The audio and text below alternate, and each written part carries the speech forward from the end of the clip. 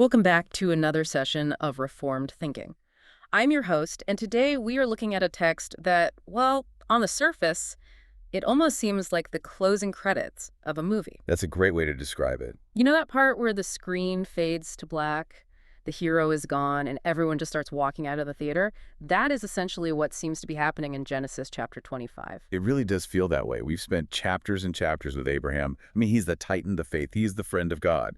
And now, in these few verses, 7 through 11, the camera just pans away. He dies, he's buried, and the story moves on. That's it. On to the next generation. And because of that, I think most of us, when we're reading through Genesis, we just skim this section. We think, okay, he died, sad day, let's get to Jacob and Esau. Right, let's get to the drama with the twins. But we have a stack of commentaries here, and from a Reformed perspective, they all seem to suggest that skipping this section is a massive mistake. The claim here is that this isn't just an obituary. Oh, it's so much more. It is a theological event of the first order. So not just a historical footnote. Not at all. In fact, I would argue that you cannot really get a handle on the rest of the book of Genesis, or, frankly, the rest of the Bible's teaching on hope, without understanding what happens at this funeral. Now, that is a big claim. I stand by it. Because this text, these few verses, they answer the question that haunts every single human being, believer or not. What happens when the breeding stops? Exactly. And more specifically for the person of faith, it answers this question. What happens to the promises of God when the human vessel carrying those promises turns to dust? That's a good question.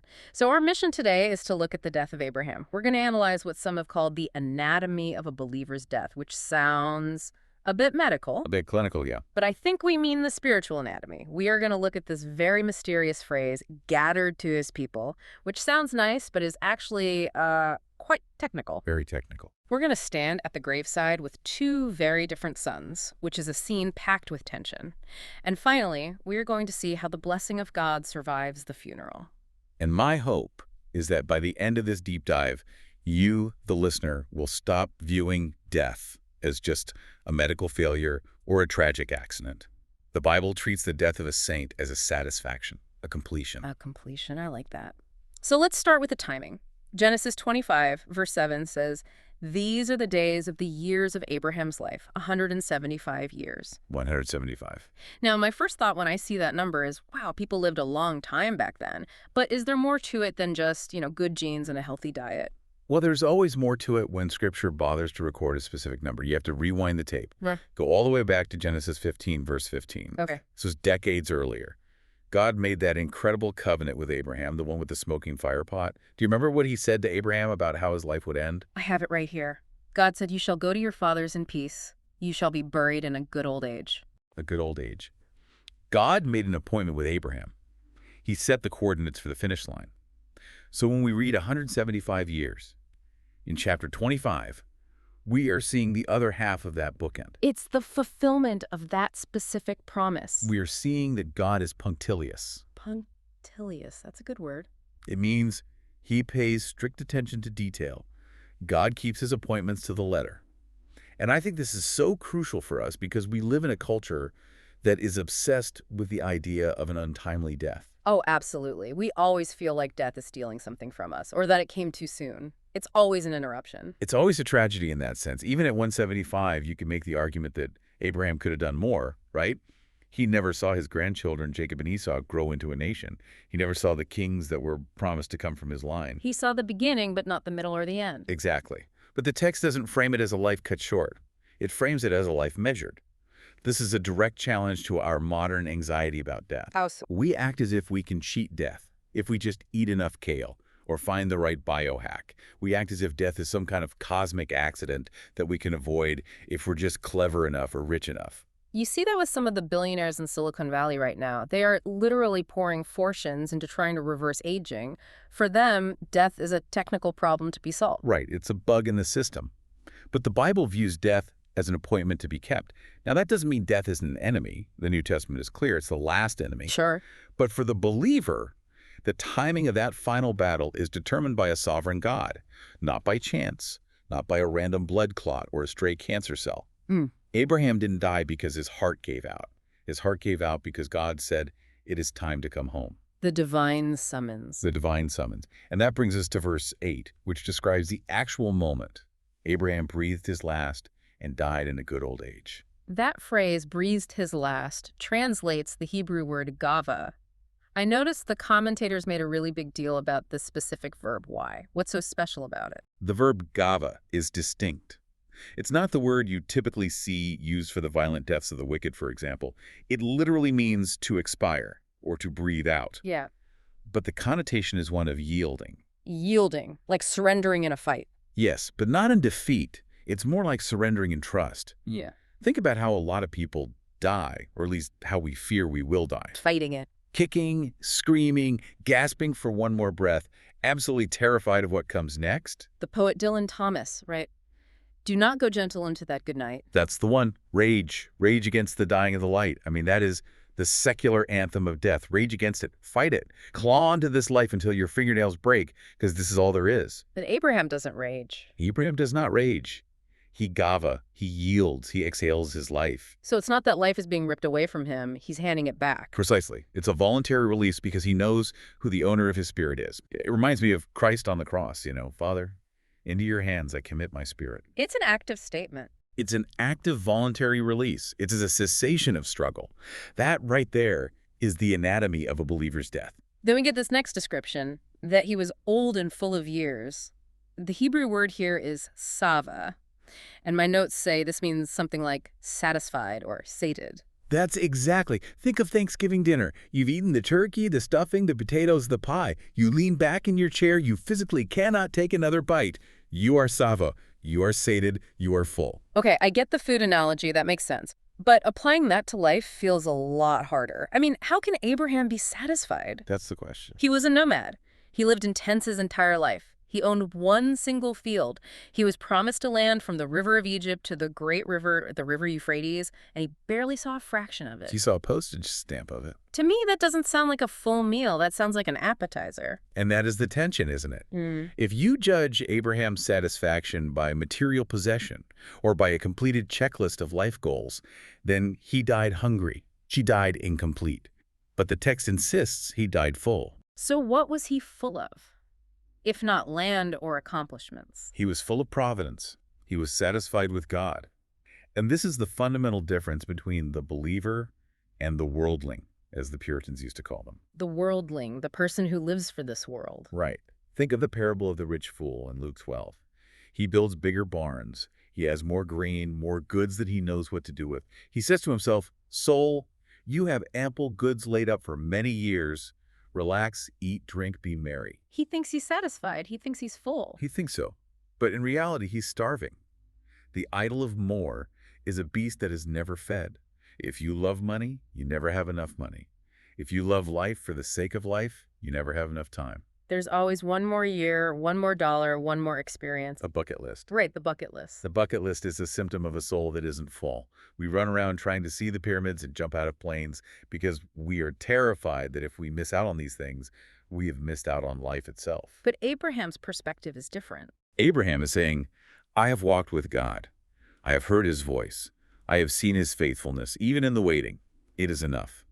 His portion was the Lord, not the gifts of the Lord. It is enough. That is a hard place for any of us to get to. I think many of us, even as Christians, we struggle with that. We feel like if we die at 40 or 50 or even 70, we've been cheated out of something. That's because our eyes are fixed on the gift rather than the giver. If your joy is truly found in the giver, then you can leave the party whenever the host says it's time to go. You don't have to stay until they turn the lights on to feel like you got your money's worth. That's a good word. Now, after he takes that final breath and is satisfied, the text uses a very, very strange phrase. It says he was gathered to his people. Weizepesa belama. It's a phrase that appears a few times in Genesis for the patriarchs. And I have to be honest, I always just assumed this was a poetic way of saying he was buried. He died and was put in the family plot, case closed. That is the common assumption. It's what makes sense on the surface. But if you look closely at the text itself, that interpretation completely falls apart. Why? What's the problem? There are two major problems. First, just look at the sequence of events. Verse 8 says he was gathered to his people. Then verse 9 says Isaac and Ishmael buried him. So the gathering happens before the burial. They're two separate events. Correct. The gathering is the immediate event upon death. The burial is the ritual that follows sometime later. But the second reason is even stronger, and it has to do with geography. Geography. Simple geography. If gathered to his people means buried with his ancestors, where would Abraham have to be buried? Well, his father, Terah, died in Haran, and his more distant ancestors were from Ur of the Chaldeans. So that's modern-day Iraq or Turkey, hundreds and hundreds of miles away. Exactly. And where is Abraham actually buried? In the cave of Machpelah in Canaan. And who else is in that cave at this point? Just his wife, Sarah. No one else. Exactly. His people, his ancestral line, they are not there. If this phrase meant burial, it would be a factual error. He was not gathered to his ancestors' graves. Therefore, the phrase must be describing something else entirely. So if it's not a physical gathering of bones, then it has to be a spiritual gathering of souls. This is one of the clearest, though subtle, proofs of the immortality of the soul in the Pentateuch. It implies that when Abraham breathed his last, his consciousness didn't just blink out of existence. He didn't just dissolve into the ether. He was transported. He went to a specific group of people who were waiting for him. This brings up a topic that I know confuses a lot of people. There's this idea called soul sleep. I think the technical term is psychopanichism. Yes, psychopanichism. It's a bit of a mouthful, for sure. The idea is that when you die, you're just unconscious. You're in a coma, basically. You don't know anything, you don't feel anything, until Jesus comes back at the final resurrection and wakes you up. Right. And proponents of that view often quote verses like, "The dead know nothing" from the book of Ecclesiastes. So does this text in Genesis refute that idea? It absolutely refutes it. Yeah. And we need to be clear here. Soul sleep is considered a serious theological error in Reformed thinking, and really in historic Christianity as a whole. When the Bible talks about death as sleep, it is using a metaphor for the body. The body in the grave looks like it's sleeping. But the soul is awake. The soul is very much awake. The soul is gathered. You see, gathered implies activity. It implies a reception. You are gathered by someone to someone. Abraham is entering a community. The reunion. A reunion. And you can't have a reunion if you're in a coma. The phrase gathered to his people would be utterly meaningless if he was just an unconscious soul in a box waiting for an alarm clock to go off thousands of years later. So what about those verses in Ecclesiastes then? The dead know nothing. How do we square that? You have to read Ecclesiastes according to its genre. The teacher is writing from the perspective of under the sun, from the earthly viewpoint. To us, looking at a corpse, they know nothing. They don't engage in our business. They don't participate in our politics. They are gone from this world. But that's not the whole story. It's not the whole story. Texts like Genesis 25 and later Jesus' own words to the thief on the cross. "Truly, I say to you, today you will be with me in paradise," tell us that the soul is very much conscious, very much alive, and in the presence of the Lord. The Westminster Confession has a section on this, doesn't it? I think it's chapter 32. It does. It states very clearly that the souls of the righteous, being then made perfect in holiness, are received into the highest heavens, where they behold the face of God in light and glory. It's an immediate transition, no waiting period. You used the image earlier of death being like stepping into a crowded room. I really like that. It's a beautiful and biblical image. Gathered to his people implies that death for the believer is not stepping out into a cold, dark, silent void. It is stepping into a banquet hall that is already full of life. So who is he gathered to? Who are his people? Well, it's a specific group, his people. This isn't universalism. He isn't gathered to the wicked generation of Noah's day or the builders of Babel. He is gathered to the righteous line. He's joining Seth and Enoch and Noah and his father Shem. He is joining the great communion of saints. That completely changes the character of death, doesn't it? I think for many, the great fear of death is the fear of isolation, of being utterly alone. That is the primary fear, the darkness, the silence, the separation. But the Bible says for the believer, death is a homecoming.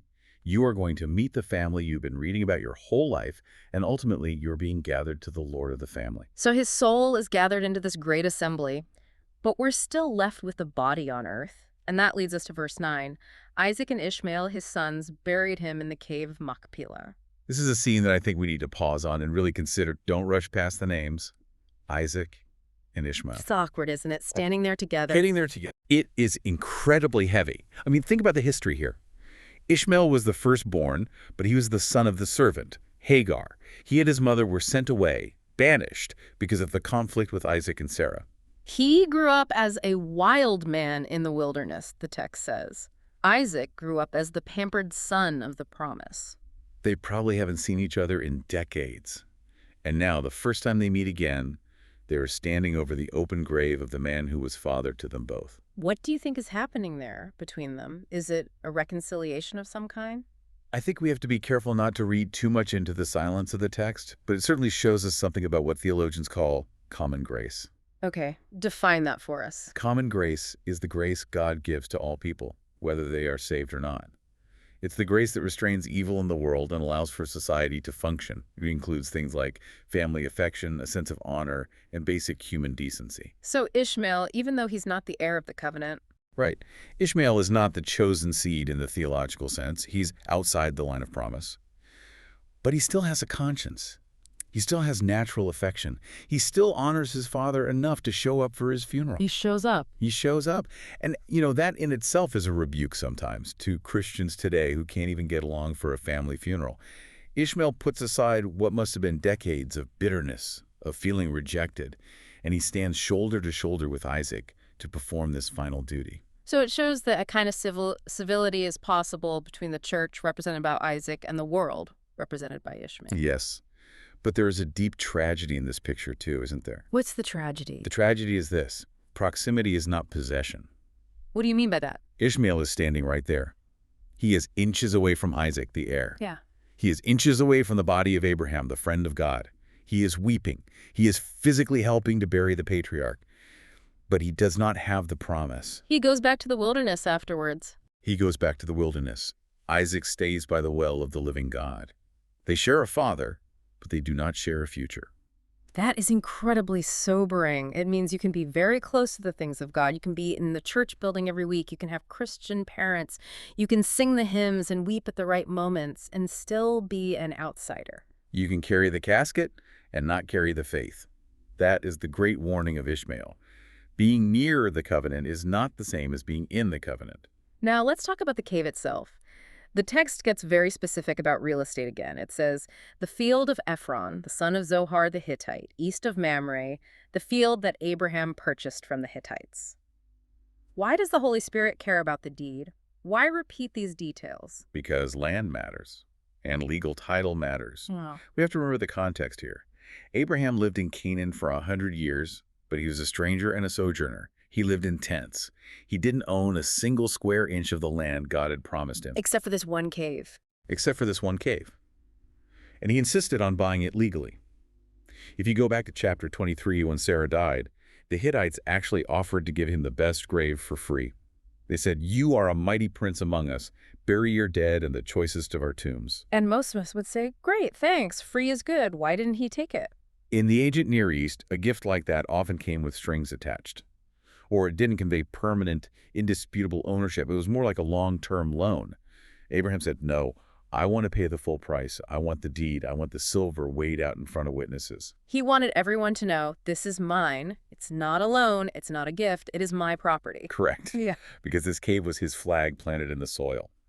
By burying his wife there, and now by being buried there himself, Abraham is making a powerful political and even more an eschatological statement. Eschatological meaning it has to do with end times or future hope. Yes. He is essentially saying, I may be dead, my body may be decaying in this ground, but I am not leaving this land. God promised this very dirt to my descendants, and God promised that I myself would possess it. So I am planting my body here like a seed, and I am waiting for the harvest. So he's betting the farm, or I guess betting the cave on the resurrection of the dead? He is. It's an act of radical faith. If he didn't believe in the resurrection, he should have asked to be taken back to Ur, back to civilization, back to his old home and his ancestors. But he turns his back on his past and is buried facing his future. He is waiting in Canaan for the consolation of Israel. This brings up a practical question that the sources discuss. It's the issue of burial versus cremation. Now, I know this can be a very sensitive topic, and we're not saying here that cremation is some kind of unforgivable sin. No, absolutely not. But historically, the church has had a very strong preference for burial. Why is that? Where does that come from? It goes back to this very idea of the body. In the ancient world, and especially in Greek philosophy, which came later, you had a view called Gnosticism.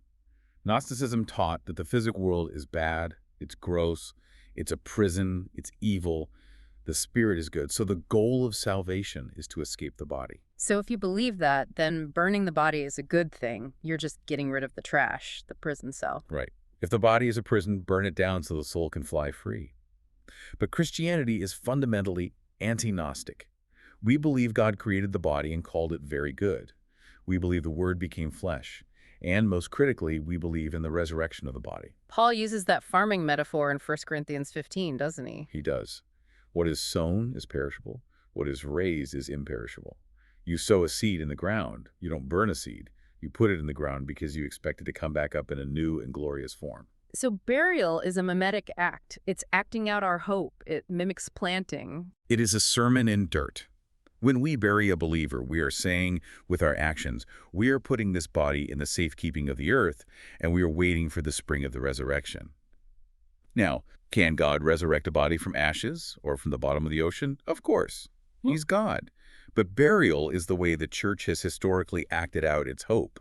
It's exactly what Abraham was doing. He was saying, I am planting myself in Canaan because I expect a harvest in Canaan. That is a beautiful way to think about it. It's not just disposal, it's gardening. It's gardening in the sure and certain hope of the resurrection. Okay, let's move to verse 11. This is the hinge of the whole passage.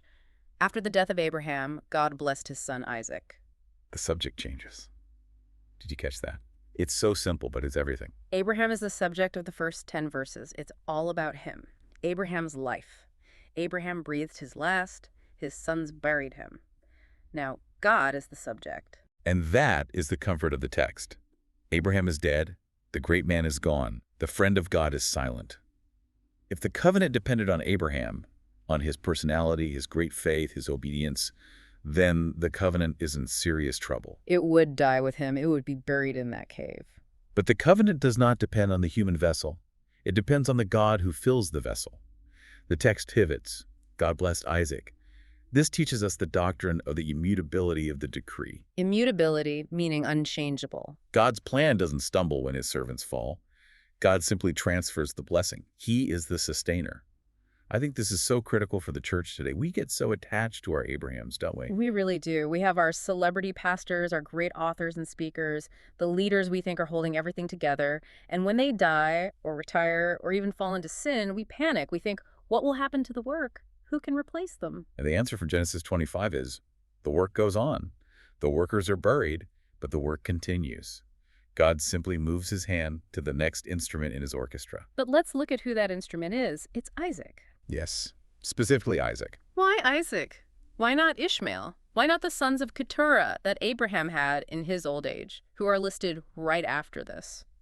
Now we're getting to the heart of Reformed theology. This brings us to the doctrine of election.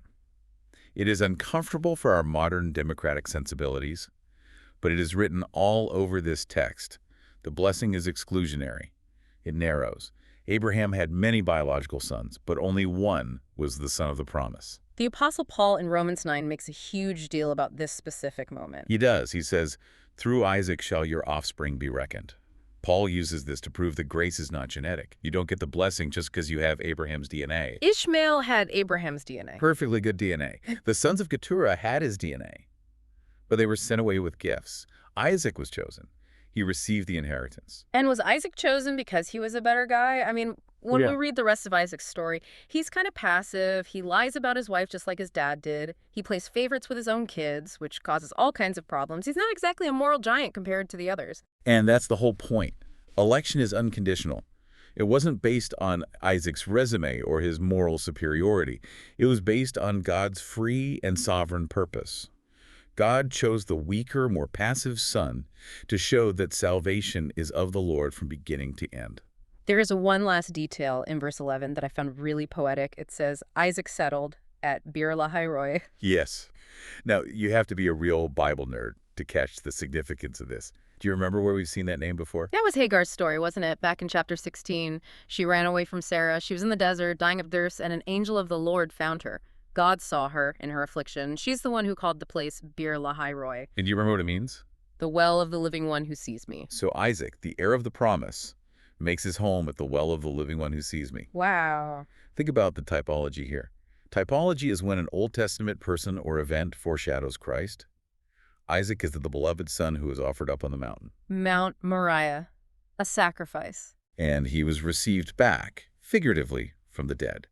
So you have this resurrected son, and where does the resurrected son now dwell? By the well of living water in the place where God sees. It's a stunning picture of Christ. Jesus is the greater Isaac. He truly died and rose again, and now he dwells forever in the presence of the living God who sees, and he is the living water for his people. Isaac settling there suggests that he is living in the continuous, gracious gaze of God. It also contrasts him with his father, Abraham. Abraham was a pilgrim. He was always moving, tent up, tent down, wandering. But Isaac settles. Isaac dwells. He enters into a kind of rest and establishment in the land that Abraham never fully had. It's a small but definite progression in the history of redemption. So we've really unpacked this text. We've seen the peaceful death, the gathered soul, the political burial, and the sovereign succession. But we need to land the plane. What does all of this mean for us today sitting in traffic in the 21st century? Well, the sources point to several key applications, but I want to start with the most obvious one, the one that confronts our culture head-on. We need to confront our idolatry of youth. The anti-aging culture we talked about earlier. We spend billions and billions of dollars trying to hide the fact that we are aging. We dye our hair, we get plastic surgery, we wear clothes designed for teenagers. We view old age as a defeat. It's treated like a disease that needs to be cured. But Genesis 25, and Proverbs after it, presents the hoary head, the gray hair, as a crown of glory if it is found in the way of righteousness. Abraham died full of years. He didn't die trying to be 25 when he was 175. He embraced his age. So the application for the older listener is, don't check out, don't disappear. That's it, exactly. Don't retreat into trivial leisure. I see so many Christian retirees who, God bless them, spend their final decades just playing golf and watching cable news. They're wasting their fullness. Your job as a senior saint is to model for the rest of us how to die well. We need people to show us how to yield, how to gava. We desperately do. We need to see people who are so satisfied in God that when the doctor gives the bad news, they don't fall apart like those who have no hope. That testimony, lived out in a hospital bed, is worth more than 1,000 sermons from a pulpit. A second application seems to be about planning. Abraham planned his burial. He bought the cave years in advance. He gave instructions. He treated his own funeral as a theological statement. And I would challenge every listener right now. Have you thought about your funeral? That's a bit of a grim question for a Tuesday morning commute. It is, but it's a necessary one. Most funerals today are completely man-centered. They're eulogies about what a great person the deceased was. He was a great fisherman, she made the best lasagna, he loved his sports team. That's all fine, but is that the final word you want spoken over your body? It shouldn't be. A Christian funeral should be a gospel sermon centered on the resurrection. You should plan it. Choose the hymns, the great resurrection hymns. Choose the scriptures. Write it down. Make sure that when people stand over your grave, they aren't just looking at your past accomplishments. They are forced to look at Christ's victory over death. Use your death to point to the empty tomb. That leads right into the antidote to fear. I know there are people listening right now who are terrified of dying. It is the great unknown. It's the final enemy. And for the Christian, the unknown has been removed. The map is in your hands. You are not stepping into a void. You are being gathered. Back to the family reunion. If you are united to Christ by faith, you are not going into the dark. You are going to your people. You are going to the spirits of just men made perfect. You are going to the general assembly of the firstborn enrolled in heaven. You are going home. But there is a serious warning in there, too. The warning of Ishmael. Make sure you are actually in the family. Don't just hang around the church. Don't just assume that because your parents were Christians or you were baptized as a baby that you will be gathered to their people. You must be personally united to Christ yourself. You need the wedding garment, not just an invitation to stand outside the venue. And finally, there's a corporate confidence for the church in all this. The church survives its heroes. That is the rock we stand on. Pastors die. Theologians die. Great movements fade. Martin Luther is dead. John Calvin is dead.